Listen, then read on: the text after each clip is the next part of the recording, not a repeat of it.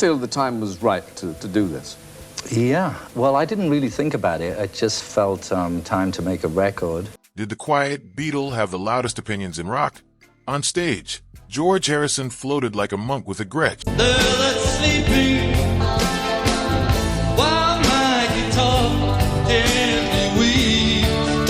Offstage, when music smelled like ego or fakery, he could slice with a one-liner that still stings decades later. Actually, the bit about the chain store, I don't know really. I'll carry on with this, you know. Tonight, we're separating myths from receipts, real quotes, real beefs, and a few internet legends that collapse the moment you check the sources. Some names you expect, a few might surprise you, and one long-running, he hated them story, it doesn't survive 2 minutes of fact-checking. Number 1, Oasis. Britpop loved a headline. Oasis wrote them on demand. That's exactly why George's comments landed like a cymbal crash. He wasn't issuing a blanket ban on the band. He was laser-targeting the behavior, the frontman chaos, the chest-puffed interviews, the constant bigger-than noise. He saw all of that as theater that smothered the music. Under the noise, he still heard melodies and structure. He even gave a nod to the songwriter's craft, which tells you how his radar worked. Reward the tune, reject the circus. That tension is why this feud still trends. It compresses two things at once: respect for composition, rejection of brand-building bravado. And remember the context. 90s guitar music was peaking, tabloid were thirsty, and anyone with a mic could turn a shrug into global beef. George didn't play that game. He'd drop a single line, dry as dust, and walk away. It stuck precisely because he didn't keep barking. The contrast made it sting. In a different universe, Oasis released the same anthems, with half the swagger and twice the humility, and George calls it a good day for rock. But in this universe, his take reads like a values check. Songs matter, spirit matters, and if the attitude crowds the art, he's out. That's the compass that guides the rest of this story. Number 2, U2. George's critique of big-ticket 90s pop wasn't petty. It was principled. He watched the stadium era inflate, gargantuan sets, irony-drenched personas, massive marketing, and wondered where the devotion to music had gone. He didn't mind ambition. He minded ego framed as depth. To him, the louder the costume, the softer the message. That's why a single quip about egocentric pop hit so hard. It wasn't just about one band. It was about the era. His standard was simple. Does the song survive without the scaffolding? Strip away the screens, the winks, the conceptual jokes. Does the melody still pull your chest forward? If yes, he's in. If not, he's not impressed. The public back and forth that followed only amplified the point. He wasn't chasing clout. He was defending a code. It's the same code that sent him into Indian classical study in the 60s. Discipline first, flash later. You can disagree with the verdict, but the consistency is undeniable. In a decade when pop went postmodern, George wanted pretense-free devotion. The irony, of course, is that the stadium era produced some incredible songs too. He'd be the first to say discernment doesn't mean cynicism. It means you keep a spine when the world is rubber. That's what made his few sentences echo for years. They weren't gossip. They were a line in the sand. Number 3. Bee Gees and the Sgt. Pepper film. This is the rare case where one sentence explains everything. The classic thing of greed. George wasn't roasting harmonies, vocal blend, or songwriting skill. He was calling out a business decision that, to him, treated a sacred catalog like an ATM. That nuance matters. He could admire craft and still recoil at the packaging. Think about where he came from. He spent years absorbing music like a pilgrim. Hamburg Grind, Ravi Shankar's Discipline, songs tested live before they were ever myth. The idea of turning Pepper into a glitter cannon felt like a break from that pilgrimage. What makes the moment even more revealing is the self-awareness embedded in his comment. He admitted he hadn't sat through the film yet. He wasn't nitpicking arrangements. He was reacting to the impulse behind the project. The churn, the one more spin of the wheel, the temptation to squeeze until the spirit leaks out. In other words, he wasn't saying, these artists are worthless. He was saying, this choice feels wrong. That's an important difference. It also explains why people who want a clean, he hated X Headline never quite get one here. The target is the machine, not the musicians. If you keep that frame in view, George's career becomes easy to read. Reward sincerity, punish cash grab vibes, and protect songs from becoming souvenirs. Rumors love villains. Let's test one of the internet's favorite, the Monkees. Number 4, the Monkees. The easy story says George sneered at a TV band. The record tells a trickier tale.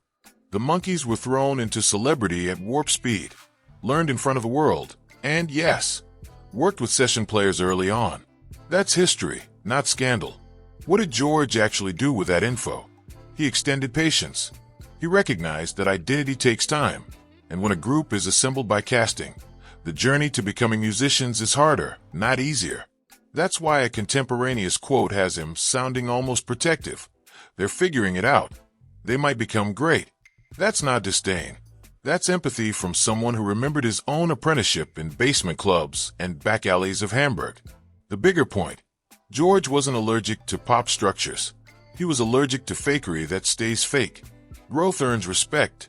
Pretending earns eye rolls.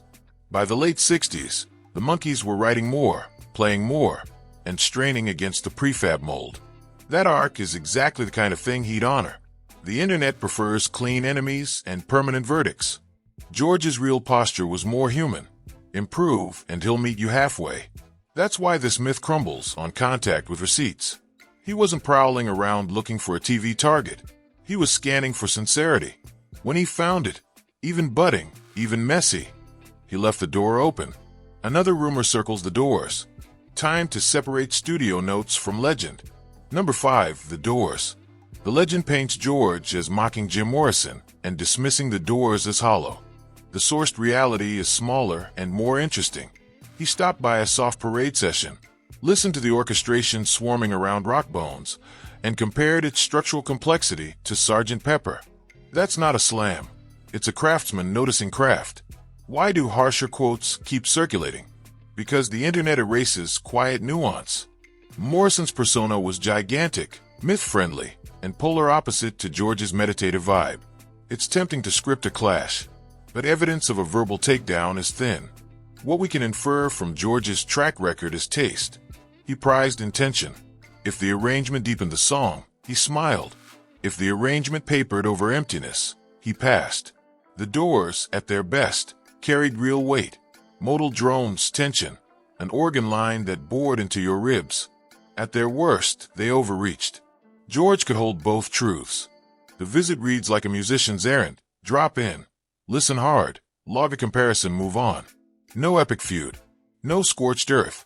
Just a quiet standard applied consistently. Depth first, mythology later. And that's the pattern this video keeps revealing. Real quotes where they exist, and rumor deflated where it doesn't. For rivalry with teeth, but also genuine affection. Look across town to the Stones. Number 6, the Rolling Stones. Beatles versus Stones sells forever because it's simple. George's view wasn't. He could tease the neighbors, then turn around and praise what made them lethal. Groove discipline, a rhythm section that swung like a door on oiled hinges, and a guitarist whose right hand was a weapon. That last point mattered to George. He loved economy. He loved parts that serve a song. He heard that in great rhythm work, locked timing, human push and pull, no need to shred to prove a point. He also understood how both bands fed each other. One would lean psychedelic, the other would punch back with grit. Then the pendulum would swing again. It wasn't imitation. It was conversation at chart level. If he rolled his eyes, it was usually at the carnival around the music, not the music itself. And he could still light up when talking about the late Brian Jones, whose curiosity for textures and non-standard instruments mirrored George's own. That kind of admiration punctures the idea of pure hate. The truth is better. Two bands climbing the same mountain on different faces, occasionally yelling across the ridge, and pushing each other higher. George respected that climb. He just never stopped asking the only question that mattered to him. Does the song still breathe when the smoke clears? One last myth to flip. The Beach Boys, often mislabeled as a target. Watch what happens when you check the shelves at home. Number 7, the Beach Boys. The claim that George detested the Beach Boys falls apart the second you hold it up to light. He knew what those harmonies were doing. Stacked intervals that could turn a summer breeze into a cathedral. He wasn't blind to craft, especially when it wore sunshine as camouflage. The receipts get even clearer. Cuts he enjoyed show up in stories about what spun on his own machines, and later, Brian Wilson nodded back toward George's guitar feel as inspiration on a Beach Boys track. That's not disdain, that's exchange. If you're looking for why people still believe the opposite, it's because narratives compete. Paul was loudly evangelical about pet sounds, so the internet slotted George into the skeptic role. But the records, the recollections, and the cross-influence tell a friendlier truth. He could hear the architecture in those songs, bass as melody, percussion as punctuation, chords flowing like tide. It aligned with his own journey into layered textures and drone-anchored harmony. Would he side-eye certain later-era choices? Probably. He did that with nearly everyone, including himself. But the core was respect for serious builders. That's what the Beach Boys were at their peak. Architects of feeling. And George, for all his dryness, always made room for builders. And that brings the pattern into focus and sets up a clean landing in your conclusion. When you sift quotes from clickbait, a pattern forms. Harrison's harshest lines weren't random potshots at rival bands. They were aimed at ego posing as artistry and commerce pretending to be culture. In the 90s, he saw hype wearing a guitar and called it out. In the 70s, he watched a beloved songbook get packaged for maximum extraction and named the sin greed. On the flip side, some of the alleged feuds evaporate the moment you ask, says who? And that's where the internet loves to play telephone. So here's the real question. If George were scrolling today, watching virality crowned as virtue, would he still fire off those barbs, or would he retreat to the garden and turn the speakers off? Tell me which rumor fooled you, and which quote hit hardest. And if you want the deep dive, I'll pin the receipts, so you can verify every beat for yourself.